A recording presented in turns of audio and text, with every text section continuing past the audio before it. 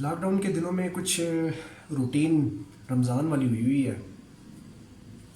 فجر پڑھ کے سو جاؤ، زور کے ٹائم اٹھو. ابھی میں اٹھا ہوں، نماز پڑھی ہے زور کی. ابھی اپنے لیے ناشتے کی تیاری کرنے لگا ہوں. گھر والے کوئی بھی نہیں ہے، اور ابھی ایک دوست نے انوائٹ بھی کیا ہے باربیکیو کے لیے، اس کی طرف بھی جانا ہے. کچھ کوکنگ کر کے جانا ہے. ابو اور ابو کے چاچو گھر میں ہی ہیں. لاک ڈاؤن تو چل رہا ہے، لیکن ہم پاکستانیوں نے باز نہیں آنا ملنے ملانے سے.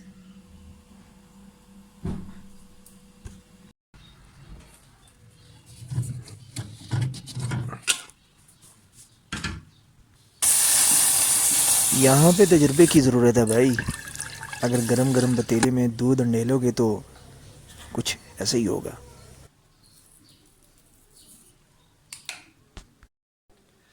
چائے بنا لیتا ہوں، کوکنگ بہت اچھی کر لیتا ہوں. اور یہ سارا کمال ہے پردیس کا. پردیس نے سب کچھ سکھا دیا ہے. آنا چاہیے، سب کچھ آنا چاہیے. بہت اچھا ہوتا ہے، کبھی بھی کام آ سکتا ہے آپ کے. کار ایئر کنڈیشن کا مکینک ہوں. موبائل ریپیئرنگ کی تھوڑی بہت آتی ہے، اور بہت سارے کام کر لیتا ہوں اپنے ہاتھوں سے. ویلڈنگ بھی آتی ہے. آپ کو آتی ہے ویلڈنگ؟ میری دودھ بتی تیار ہو گئی ہے.